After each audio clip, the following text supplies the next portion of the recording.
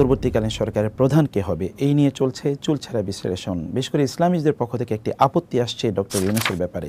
Doctor ইউনূসের ব্যাপারে ইসলামিস্টদের যে আপত্তি, সেই আপত্তির সাথে আমরা একমত যে তিনি সুদকে সামাজিকীকরণ করেছেন, বাংলাদেশের সর্বত্র তিনি ছড়িয়ে দিয়েছেন, এই বক্তব্য সত্য। কিন্তু তার পাশাপাশি ইসলামিস্টদেরকে যে কথা ভাবতে হবে তা হলো বর্তমানে বাংলাদেশ যে ক্রাইসিস ফেস করছে, পলিটিক্যাল ক্রাইসিস আছে, সিকিউরিটি ক্রাইসিস আছে, ইকোনমিক ক্রাইসিস আছে, স্ট্যাবিলিটি এর ক্রাইসিস আছে, এবং রয়েছে এখানকার ডেভেলপমেন্টের ক্রাইসিস, রয়েছে ইন্টারন্যাশনাল রিলেশনের ক্রাইসিস।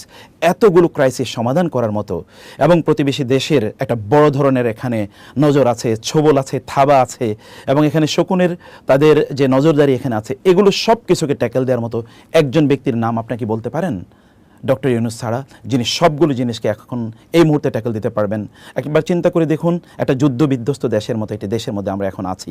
এ দেশের জন্য ব্যাপক পরিমাণে ইন্টারন্যাশনাল সাপোর্ট লাগবে। এই সাপোর্ট নেওয়ার মতো বাংলাদেশে একমাত্র ব্যক্তি কি ডক্টর ইউনূসের বাইরে আর কেউ আছে? এবং দ্বিতীয়ত একবার চিন্তা করে দেখুন তো, যে আমাদের প্রতিবেশী রাষ্ট্রের আমাদের উপর যে ছোবল আছে, এর বিরুদ্ধে দাঁড়ানোর মতো একটা ব্যক্তি গোটা পৃথিবীকে একত্রিত করতে পারে, তিনি ডক্টর ইউনূস। এবং তার পাশাপাশি গোটা বাংলাদেশ উন্নয়নের ক্ষেত্রে, ইকোনমিক্যাল ডেভেলপমেন্টের ক্ষেত্রে তিনি সুদী কাজ করেছেন বটে, সে কথা সত্য, কিন্তু এই জায়গায় তার যে এক্সপার্টিজ আছে, এত হিউজ এক্সপার্টিজ গোটা দেশকে ডেভেলপ করার জন্যে, এবং এর বাইরে বাংলাদেশের বাইরেও গোটা পৃথিবীতে গ্রামীণের যেই ব্যাংকের তাদের যেই সমৃদ্ধি এবং তাদের যে সুনাম রয়েছে, এবং এখানে তাদের যে এক্সপার্টিজ রয়েছে, এরকম একটা লোককে আমাদের কাছে আছে বলুন? এমন কোনো লোক আছে? বরং আমি যেটি বলবো যে ইসলামীদেরকে এগিয়ে আসা দরকার। রাসূলুল্লাহ সাল্লাল্লাহু আলাইহি ওয়াসাল্লাম কি বলেন নাই, খেয়ারুকুম ফিল জাহিলিয়াতি খেয়ারুকুম ফিল ইসলামি ইজা ফাকিহু? জাহিলি যেগুলো লোকেরা, তারাও যদি ইসলামে আসে তাহলেও তারা সেরা হতে পারে। ডক্টর ইউনূসকে বরং আপনার বরণ করে নিন, তার কাছে আপনার যান, তার কথা আপনারা বলুন, তিনি বুঝুক যে ইসলামিস্টরা তাকে সাপোর্ট করছে। অতএব এমনিই তিনি মুসলিম, আর ইসলামের ব্যাপারে তার আরও সফট কর্নার তৈরি হবে। তাকে আপনার বলুন, আপনারা তাকে দাওয়াত দেন। ওমর ইবনুল খাত্তাব রাদিয়াল্লাহু তাআলা আনহু জাহিলি যুগে রাসূলকে হত্যা করতেও গিয়েছেন, কিন্তু ইসলামে কত বড় সম্পদ তিনি হয়েছেন। আর আমর ইবনুল আস রাদিয়াল্লাহু তাআলা আনহুর কথা যদি একবার চিন্তা করে দেখুন, অথচ সোহাইল ইবনে আমরের কথা একবার চিন্তা করে দেখুন, মক্কা বিজয়ের সময় যখন সাহাবায়ে কেরামরা তার ব্যাপারে খারাপ কথা বলতে গিয়েছিল, রাসূল সাল্লাল্লাহু আলাইহি ওয়াসাল্লাম বললেন, না বলো না।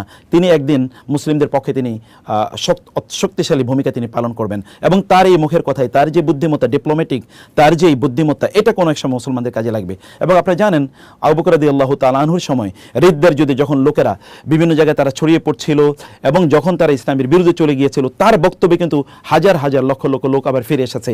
তার সেই মুখের বাণী কিন্তু ইসলামের কাজে লেগেছে। ডক্টর ইউনূসকে আমরা কিন্তু সেভাবে তাকে স্বাগত জানাতে পারি, আমাদের পক্ষে লাগাতে পারি। কমপক্ষে এখন ন্যারো চিন্তা থেকে বের হয়ে গোটা বাংলাদেশকে আমাদেরকে রিফর্ম করতে হবে, বাংলাদেশকে আমাদের রক্ষা করতে হবে। এই রক্ষা করার ক্ষেত্রে ডক্টর ইউনূসের বিকল্প আমাদের কাছে আপাতত নাই। সেই কারণে আমরা বলবো যে আমাদের বর্তমান কনটেক্সটটাকে আমাদের ভালো করে বোঝা দরকার। আমাদের সিকিউরিটির ইস্যুটি প্রচণ্ড গুরুত্বপূর্ণ, এটা বোঝা দরকার। গোটা আন্তর্জাতিক বিশ্বকে আমাদের প্রচুর পরিমাণে লাগবে, আমাদের প্রচুর ইকোনমিক সাপোর্ট লাগবে, আমাদের অনেক অর্থনৈতিক সাপোর্ট আমাদের লাগবে, অনেক সহযোগিতা আমাদের লাগবে। এই সহযোগিতা ডক্টর ইউনূসের মাধ্যমে করা সম্ভব। ইনি একমাত্র ব্যক্তি যিনি পৃথিবীর যে কোনো ব্যক্তিকে, তিনি যত পাওয়ারফুলি হোক না কেন, তিনি সরাসরি ফোন দিতে পারেন। তিনি আমেরিকার প্রেসিডেন্টকে, তিনি জাতিসংঘের মহাসচিবকে, তিনি ওয়ার্ল্ড ব্যাংকের প্রধানকে, প্রেসিডেন্টকে, এবং পৃথিবীর ইউরোপিয়ান ইউনিয়নের প্রধান কর্তা ব্যক্তিদেরকে, পৃথিবীর যে কোনো রাষ্ট্রপ্রধানকে তিনি যদি চান এই মুহূর্তে তিনি ফোন দিতে পারেন, এবং প্রত্যেকে তার ফোন ধরবে। তিনি একমাত্র ব্যক্তি যার নামে বাংলাদেশকে বহু লোকেরা চেনে। অতএব আমরা আমাদের নিজেকে ওই জায়গায় নিয়ে যাই। ডক্টর ইউনূসকে দিয়ে আমরা আমাদের দেশকে, আমাদের যে স্বার্থ আছে সেই স্বার্থটা আমরা হাসিল করি, সেটি আমাদের দরকার।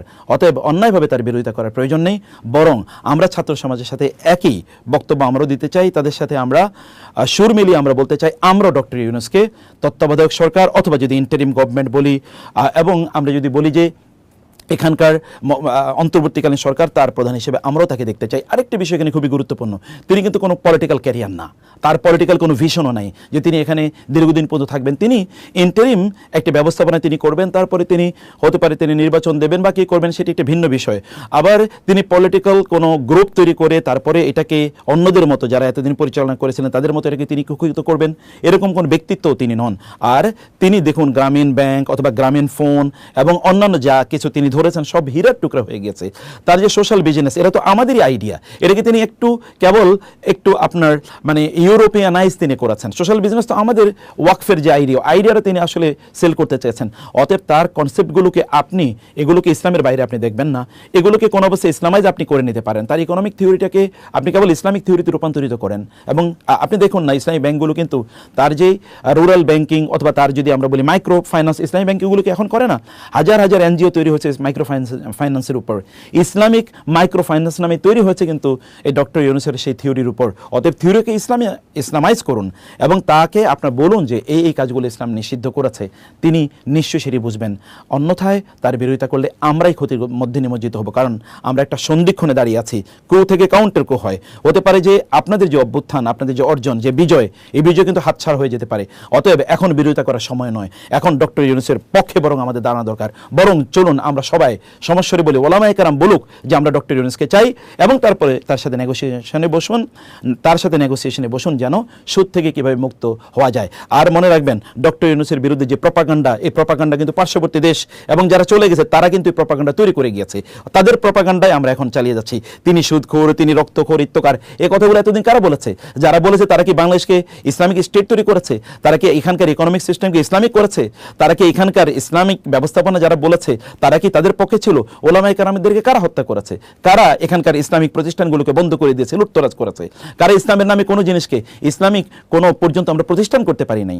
আমরা ইসলাম ইউনিভার্সিটিগুলোতে ইসলামিক স্টাডিজ ডিপার্টমেন্ট আমরা খুলতে পারি না, কাদের কারণে? তো তাদের এতদিন তারা ইসলামের পক্ষে ছিল, আবার নতুন কেউ কি ইসলাম এখানে প্রতিষ্ঠিত করে ফেলবে এখনই? তা করবে না। সে কারণে আমাদেরকে একমাত্র যোগ্য ব্যক্তি যেহেতু তিনি, অতএব চলুন আমরা তার পক্ষে দাঁড়াই এবং তাকে আমরা সাপোর্ট করি, তাকে আমাদের সম্পদ হিসেবে আমরা ব্যবহার করি। আল্লাহ সুবহানাহু ওয়া তাআলা আমাদেরকে বুঝার তৌফিক দান করুন। আল্লাহুম্মা আমিন।